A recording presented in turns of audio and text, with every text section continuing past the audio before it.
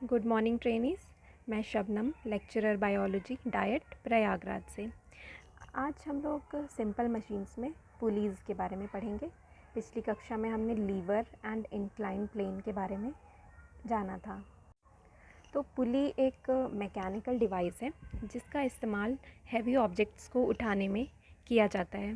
पुली एक गोल पहिए की तरह होती है और इसके चारों ओर एक खांचा बना होता है ताकि उसमें रस्सी को फंसाया जा सके।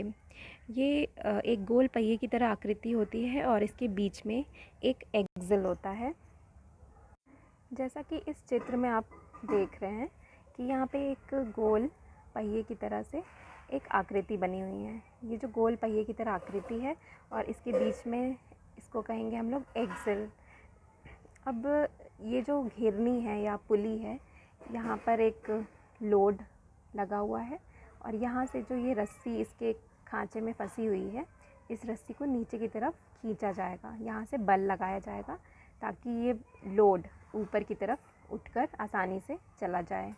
तो इसमें हम देख रहे हैं कि एक तरफ फोर्स है, एक तरफ लोड है और फलक्रम जो है इसका ये बीच में है। इसका अर्थ ये हुआ कि ये एक फर्स्ट ऑर्डर लीवर है, यानी कि pulley is a first order lever. अब इसके यूजेस क्या क्या होते हैं? तो पुलीज़ का इस्तेमाल किया जाता है फ्लैग होइस्टिंग में, कुएं से जल निकालने में, क्रेन के द्वारा हैवी लोड्स को उठाने में। अब पुली कितने प्रकार की होती हैं? तो पुली 3 प्रकार की होती हैं। एक होती है फिक्स्ड पुली, दूसरी होती है मूवेबल पुली और तीसरी होती है कंपाउंड पुली। तो फिक्स्ड पुली में क्या होता है कि जो इसका व्हील होता है और एक्सल होता है वो फिक्स्ड होता है, वो एक जगह फिक्स्ड होता है। जैसे आप इस चित्र में देख रहे हैं कि इसमें ये पुली जो लगी है ये ऊपर यहाँ से लगी हुई है, यहाँ पे चिपकी हुई है, अटैच्ड है ये, मतलब ये हिल नहीं रही है, यानी कि इसका जो व्हील एंड एक्सल है वो एक जगह फिक्स्ड है। अब यहाँ पर एक लोड 10 न्यूटन का एक लोड यहाँ पे रखा गया है और इस लोड को उठाने के लिए हमें यहाँ से एक फोर्स लगाना पड़ेगा 10 न्यूटन का।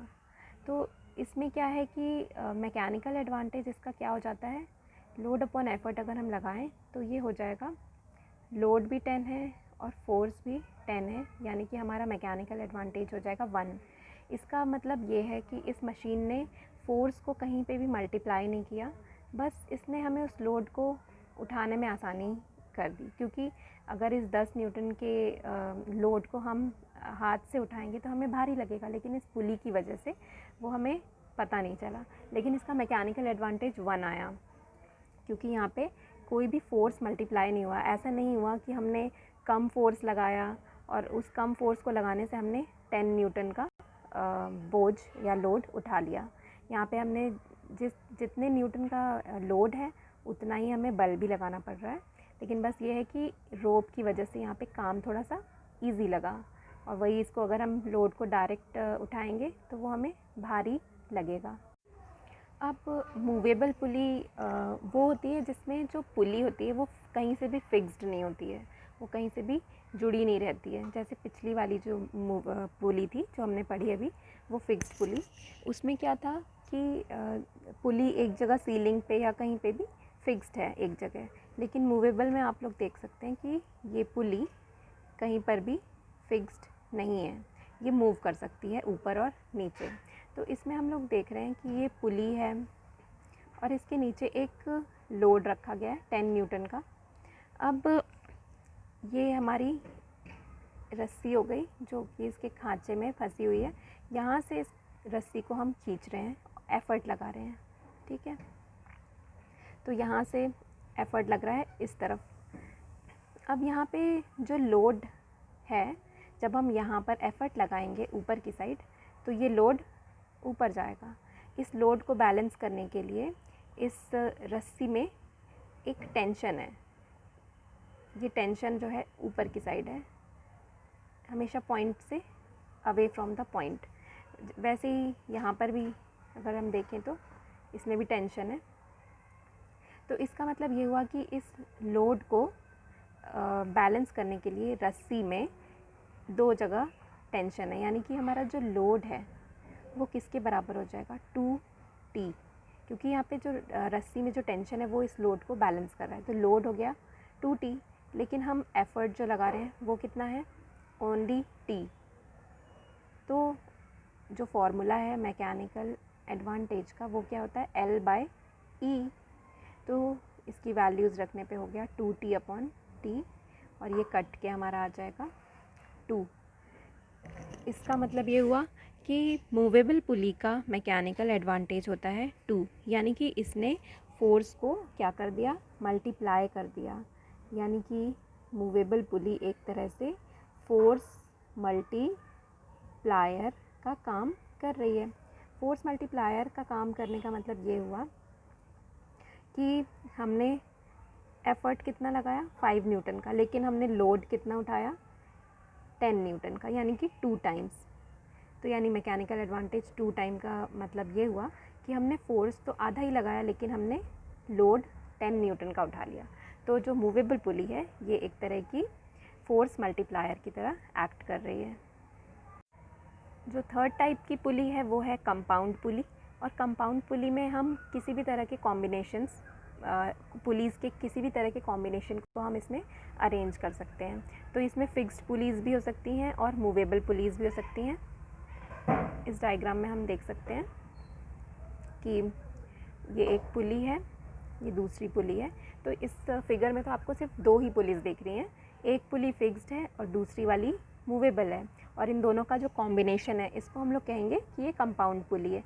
लेकिन ज़रूरी नहीं है कि किसी कंपाउंड पुली में सिर्फ 2 ही पुलीज़ हों, इसमें और भी पुलीज़ यहाँ पर ऐड की जा सकती हैं, ताकि ये स्ट्रिंग से फिर ये यहाँ जाए, फिर यहाँ पर एक पुली हो, फिर यहाँ से एक पुली हो।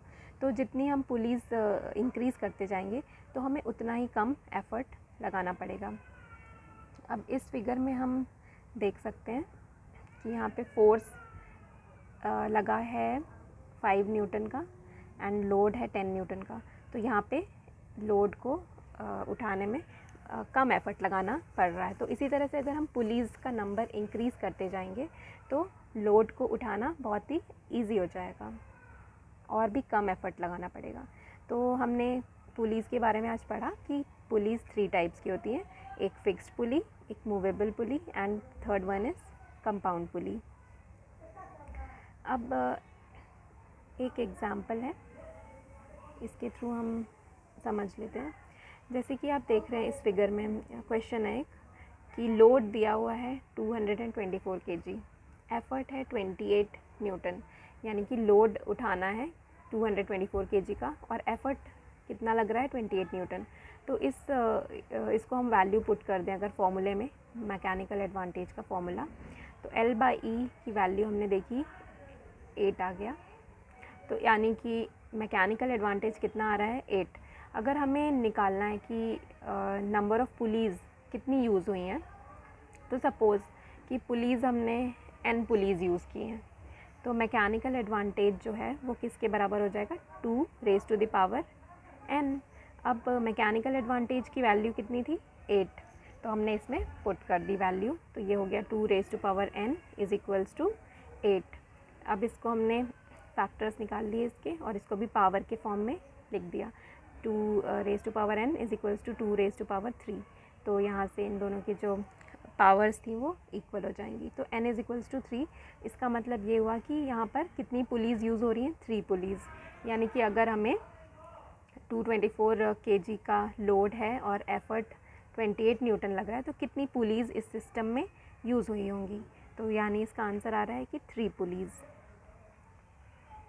Thank you.